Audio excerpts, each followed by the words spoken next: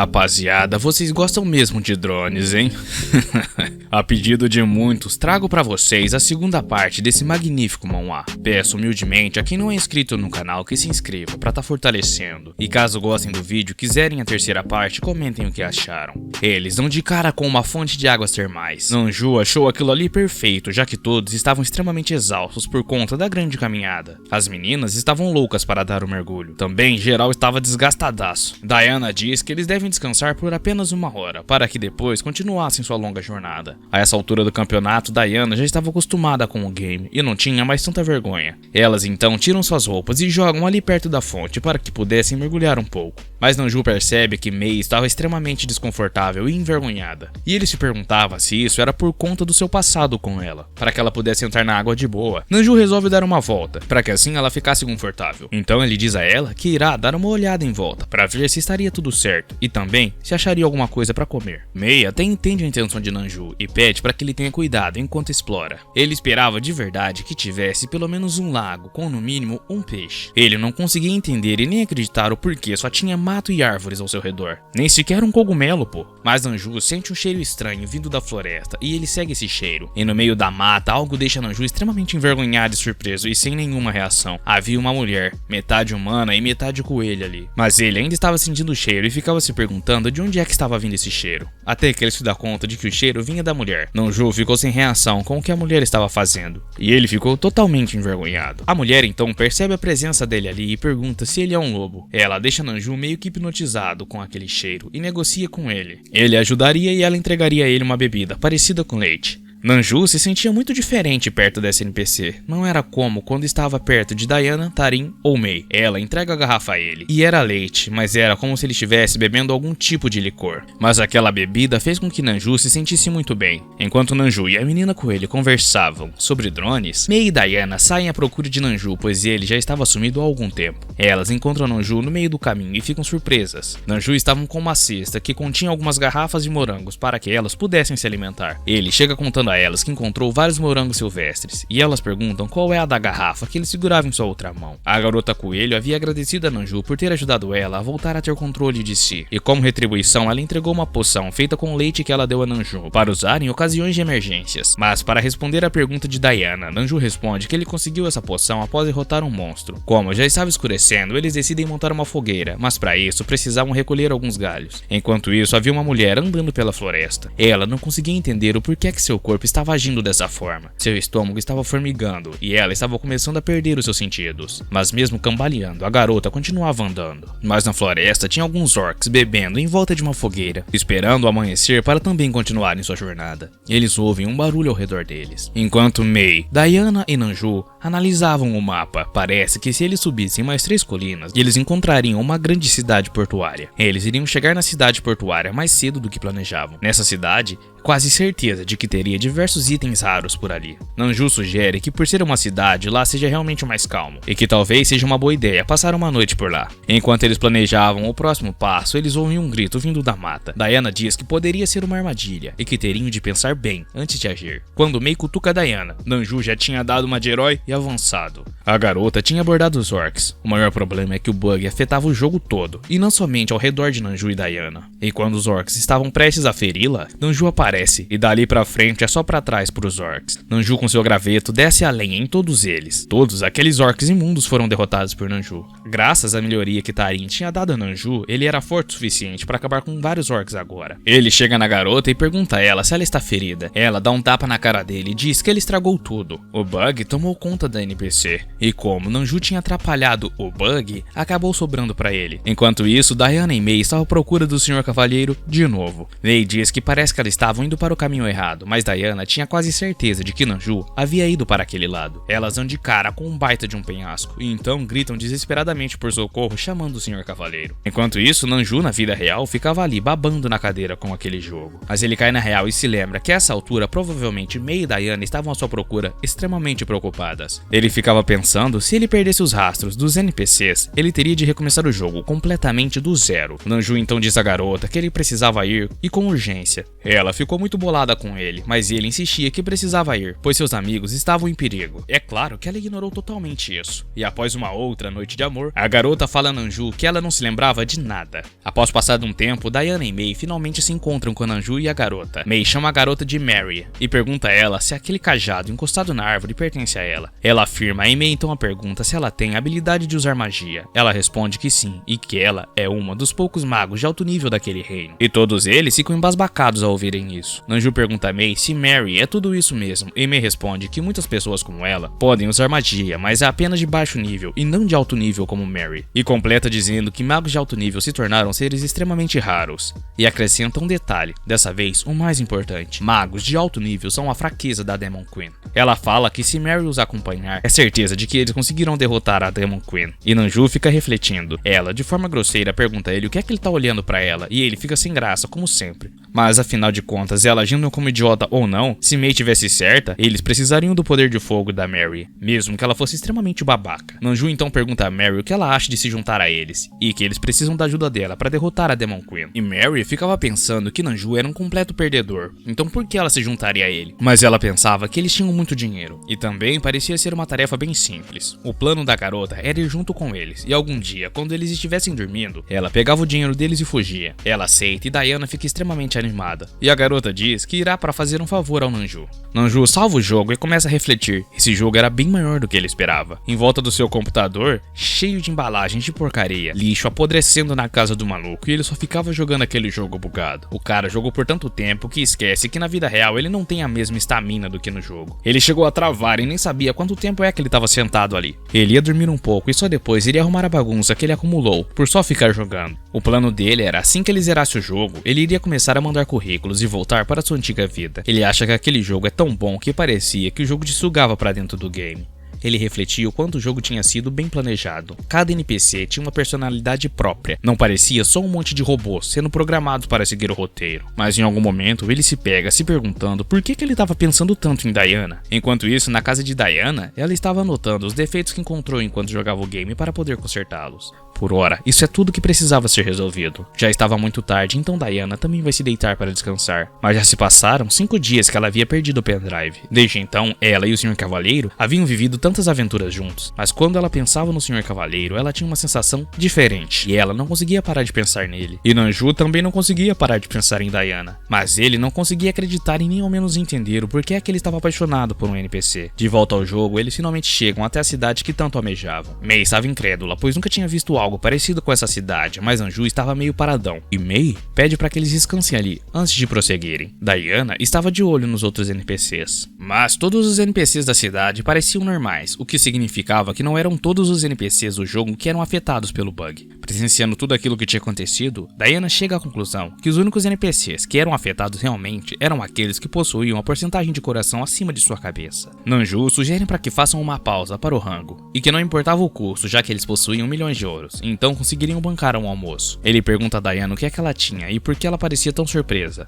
Ela responde que só estava pensando em alguma coisa nada a ver. Ela diz então, bem perto de Nanju, que ela gostaria de almoçar qualquer coisa, desde que não fosse a sopa de legumes, pois eles sempre estavam comendo isso. Mas enquanto Diana abraçava Nanju, ela vê que ele se afasta e ela pensa que ele é um idiota. O coitado de Nanju só estava tentando disfarçar que estava apaixonado. O cara estava até pensando na própria avó para tentar esquecer a situação. Mary diz a eles que podem comer sem ela. Eles perguntam por que a ela, mas ela responde que está com dor no estômago e por isso irá passar. Nanju pergunta a ela se ela está doente e ela diz que não tem certeza, mas acredita que foi algo que continha na sopa que ela comeu na noite passada. Ela vai ao banheiro e eles marcam de se encontrar em frente ao relógio da cidade. Depois de passado 1 hora, Mei torcia para que Mary não estivesse doente, mas Nanju estava se questionando, pois Mary parecia bem até 1 minuto atrás. Mary anda pela cidade de volta aonde eles tinham deixado seus itens. Na maior cara de pau, ela rouba as poções que Nanju havia conseguido e o ouro deles também. Era dinheiro suficiente para ela conseguir comprar um cajado melhor, e ainda assim sobraria para ela comprar roupas novas. Ela sai pomposa e cantarolando enquanto se perguntava o que é que ela iria comprar primeiro. Ela sai pela cidade, mas se assusta. O cajado mais barato de uma loja era 1,5 milhão, e ela não tinha o valor total, mas o dono da loja estava tirando um ronco. Então a gênia tem a brilhante ideia de roubar e sair correndo, enquanto os comerciantes também corriam atrás dela, chamando ela de ladra. Os comerciantes estavam enfurecidos com aquela ladra cebosa, mas para a infelicidade dela e a nossa felicidade, ela dá de cara com uma parede e fica completamente encurralada. É quando ela vê um pequeno buraco na parede e talvez ela poderia passar por ali. Ela tenta passar pelo buraco, para primeiro fugir e depois depois ela voltava para buscar os seus itens. Bom, seus não, né?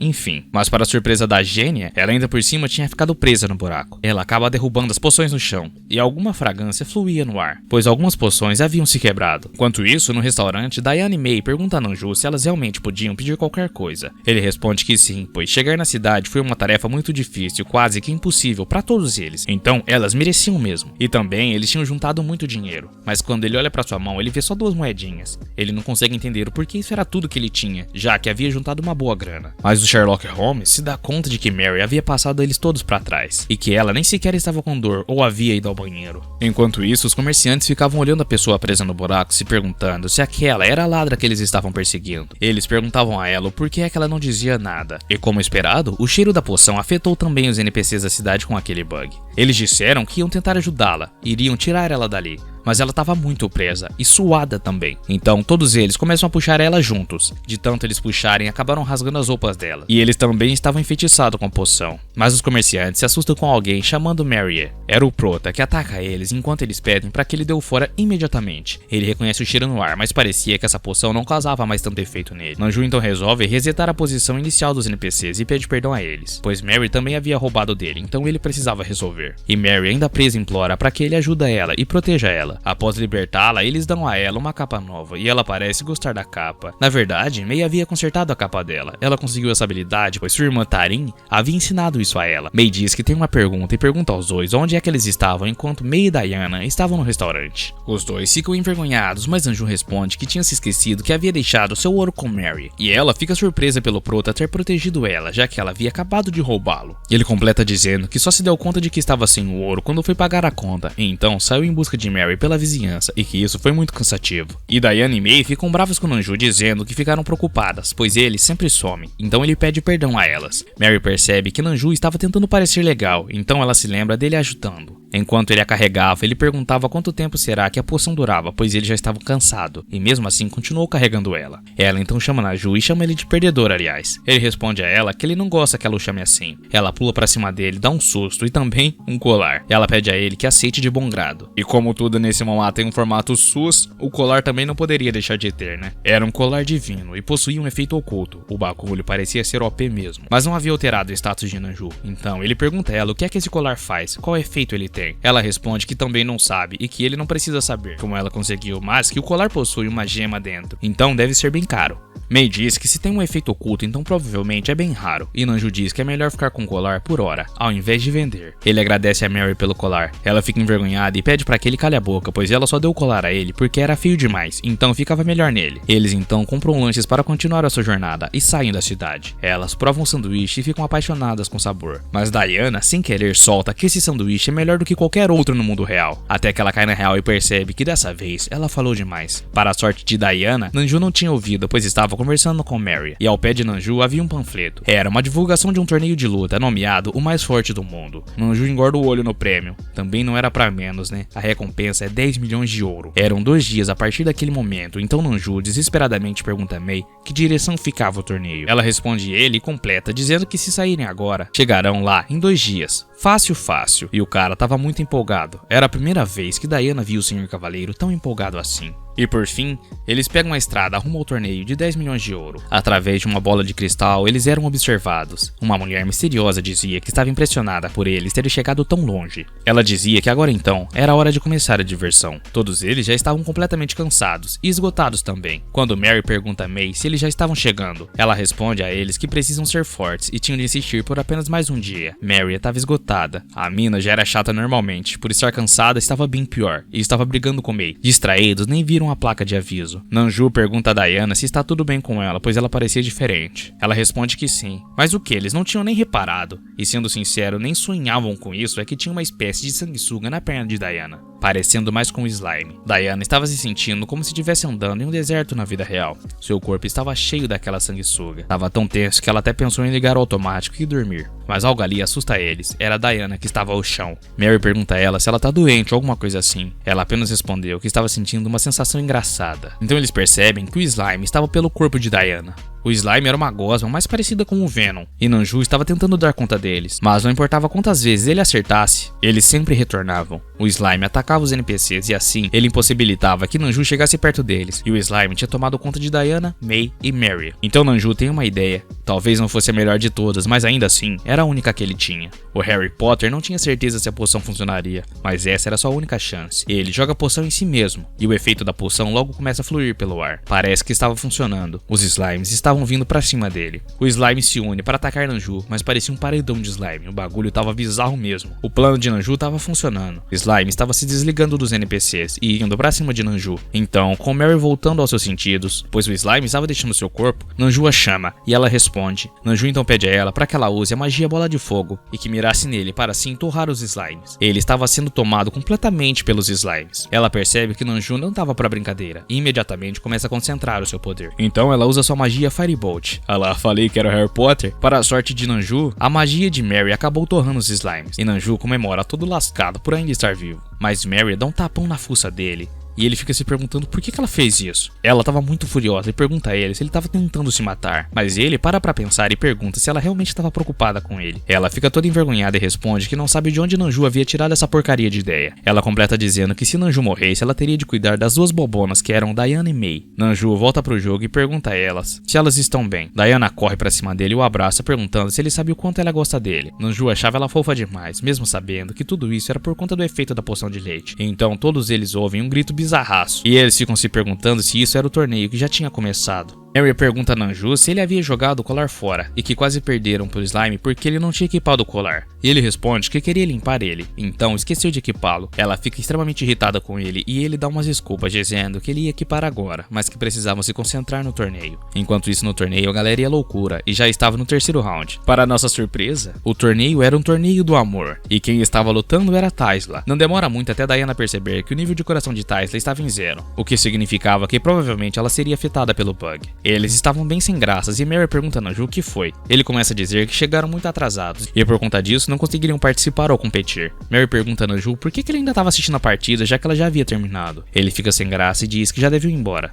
Em sua cabeça pensava que eles não conseguiriam prêmio nenhum, mas Taisla percebe o colar pendurado no pescoço de Nanju, então Taisla chama ele e os telespectadores se perguntavam o que é que Taisla iria fazer agora. Ela então grita e diz a ele que está falando com ele e ela também especifica bem o tipo de Nanju, mas o bobão fica sem graça e pergunta se ela realmente está falando com ele. Ela responde que sim, era com ele mesmo que ela estava falando. Ela então pede para que ele lute com ela. E o narrador logo dispara a proposta chocante de Taisla no megafone. Ela diz a Nanju que caso ele consiga ganhar dela, ele pode ficar com o dinheiro todo do prêmio. E eles ficam extremamente empolgados, pois o prêmio era muita coisa. Mas Nanju pergunta a ela o que é que ela ganha se vencer a luta. Ela diz que se ela ganhar, Nanju teria de entregar o seu colar a ela. E é claro que o nosso prota ganha a luta. Enquanto todos eles dormem, Nanju vai até Diana para ter uma conversa com ela. Ele diz a ela que não entende o que aconteceu com ela, e ela logo já fica ligada. Ele diz a ela que ela desapareceu durante o segundo round da luta, e ele desde então não tinha visto ela. Diana havia colocado seu NPC em modo cego, e provavelmente ela devia ter sumido de vista quando ela fez isso, então ela precisava achar uma desculpa. Para disfarçar, ela pede a Nanju para que deem uma volta na cidade para ir até uma lojinha noturna, pois eles estavam com muito dinheiro. Nanju concorda e os dois saem pela cidade olhando as lojas. É claro que acaba pintando um clima entre os dois, mas eles ficam sem graça e começam a desconversar dizendo que já tinham se esquecido de comprar algumas poções e que já tinha passado das lojas, e talvez devessem voltar. De repente, um senhor sinistrão diz a eles que havia uma loja de poções bem ao lado deles. Ele dizia que estava vendendo poções bem mais baratas do que as outras lojas, e que eles podiam comprar um pouco dele para se fortalecerem.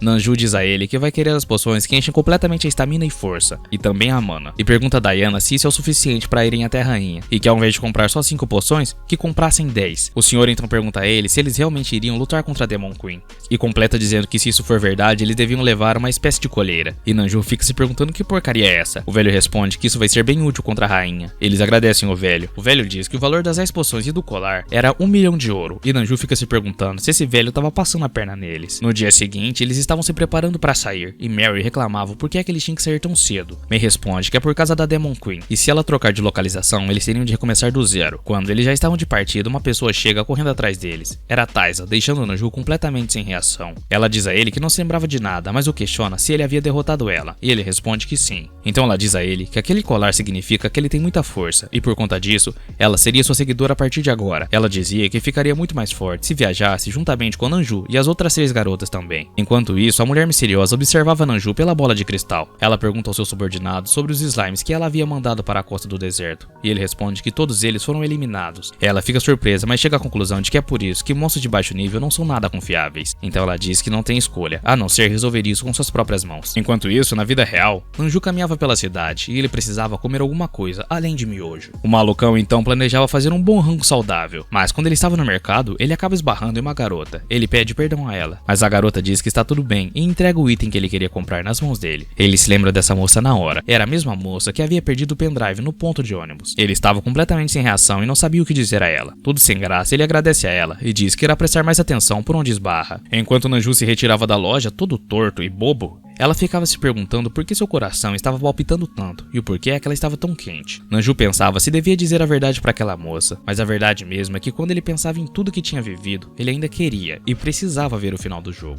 Ele imagina a moça da loja o chamando de Senhor Cavaleiro, mas ele já estava ficando maluquinho de tudo, confundindo pessoas com NPCs. Ele iria devolver a ela o jogo assim que zerasse, mas ele precisava pelo menos pegar o número dela. Então Diana chega em sua casa totalmente exausta. Ela só tinha ficado fora por alguns minutos e já estava completamente exausta. Ela tinha perdido a noção do tempo por conta do jogo, e olha no calendário, faltava 2 dias apenas para ela poder voltar ao trabalho, mas para ela isso ainda era bastante tempo para poder resolver o bug e conseguir manter o seu emprego. Ela pensava que assim que zerasse um jogo, o Senhor Cavaleiro devolveria o jogo, mas provavelmente ele ligaria primeiro para a empresa. Mas ela se perguntava que já que o Senhor Cavaleiro era uma pessoa tão boa e tão gentil, será que quando ela conhecesse ele pessoalmente, ela deveria dizer a ele que ela realmente gostava muito dele?